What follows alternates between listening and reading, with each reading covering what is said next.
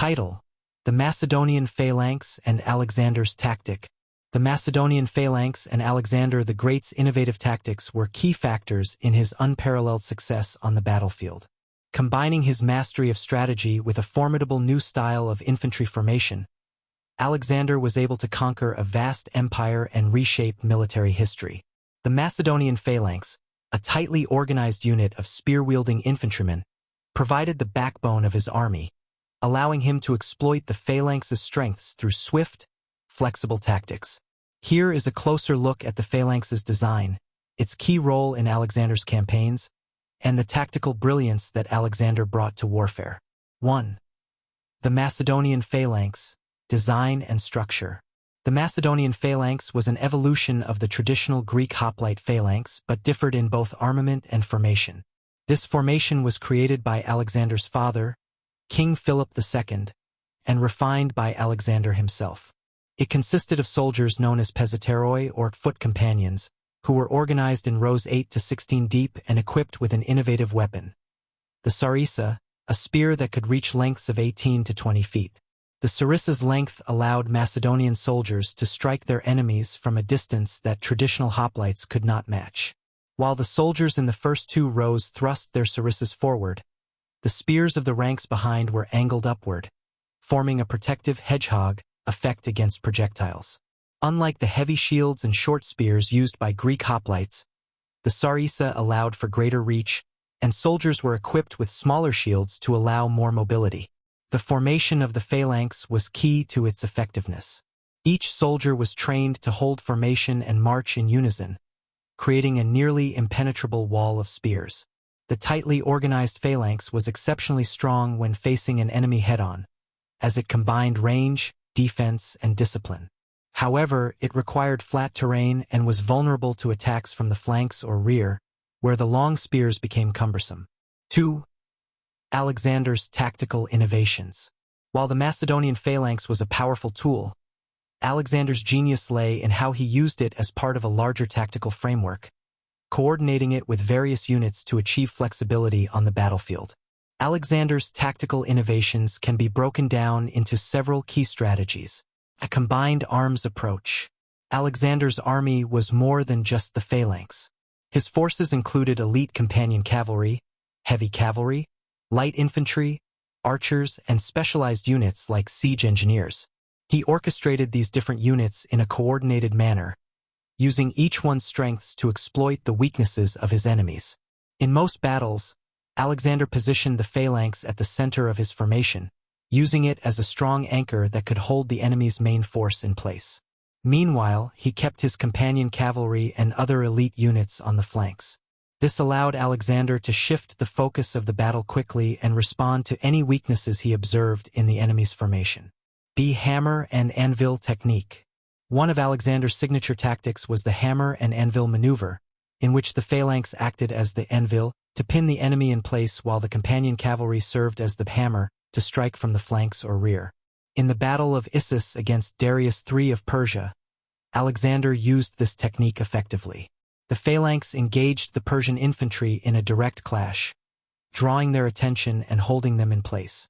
Meanwhile, Alexander led his companion cavalry on a daring charge to the right flank, breaking through and attacking the Persian forces from the side. The maneuver caused chaos within the Persian ranks, as the enemy soldiers found themselves trapped between the immovable phalanx and the charging cavalry. See feigned retreats and deception. Alexander was known for using clever feints and deceptive maneuvers to draw his enemies into vulnerable positions. At the Battle of Gaugamela, Darius III of Persia prepared an enormous army with war chariots, scythed wheels, and archers, positioning his forces across a wide-open plain.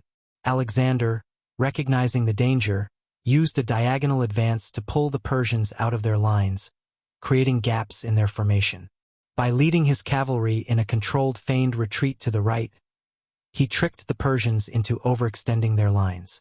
When Darius sent his chariots forward, Alexander's troops opened gaps in the phalanx, letting the chariots pass through harmlessly before dispatching them. This tactical flexibility, combined with precise timing, allowed Alexander to break the Persian line and attack Darius directly, resulting in a decisive victory. Rapid maneuverability. Alexander's army was trained to move quickly over long distances, which allowed him to launch surprise attacks and take his enemies off guard. The phalanx's discipline meant that even during forced marches, the soldiers could remain organized and battle-ready. At the Battle of the Hydaspes in India, Alexander used his army's mobility to his advantage against King Porus, who commanded war elephants and a powerful force. By crossing the river upstream at night, Alexander outmaneuvered Porus, surprising his forces and catching them off balance. The Macedonian Phalanx, supported by archers and light infantry, formed a solid front against the elephants, while Alexander's cavalry targeted the flanks, ultimately leading to a hard-fought victory. 3. Alexander's leadership on the battlefield. Alexander's personal leadership and strategic foresight were as crucial to his success as the phalanx itself. Unlike many kings who commanded from a distance, Alexander fought alongside his men, leading charges and sharing in the dangers of battle. His presence on the battlefield was a morale booster for his troops and a psychological weapon against his enemies, who often struggled to match his energy and adaptability. Alexander's ability to read the battlefield, analyze enemy movements, and make split-second decisions set him apart from other commanders. He used the phalanx as the core of his army, but his adaptability allowed him to adjust his tactics according to the situation. This flexibility was essential, as it meant his enemies could never anticipate his full plan, leaving them vulnerable to the complex maneuvers that defined his campaigns. 4. Limitations of the phalanx and Alexander's adaptations. While the Macedonian phalanx was a revolutionary formation, it had limitations. Its heavy reliance on cohesion and rigid formation made it difficult to use in uneven or hilly terrain.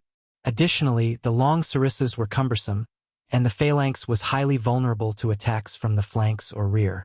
Alexander adapted to these limitations by relying on his companion cavalry and other specialized units to protect the phalanx's vulnerabilities. He was careful to select battlefields that suited the phalanx's strengths whenever possible. In more challenging terrain, such as during his campaigns in Bactria and Sogdia, modern-day Afghanistan, Alexander had to adjust his approach, using lighter, more mobile units and focusing on rapid, smaller-scale skirmishes rather than full phalanx formations. C. 5. The phalanx's legacy in military history. The Macedonian phalanx, perfected by Alexander, remained influential long after his death.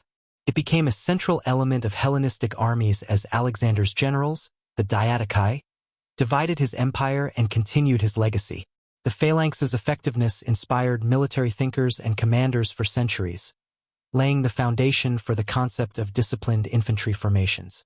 However, the Roman legions eventually overtook the phalanx due to their adaptability and flexibility. The Roman system, which emphasized individual soldiers' maneuverability and coordination within smaller units, proved more effective against the rigid structure of the phalanx.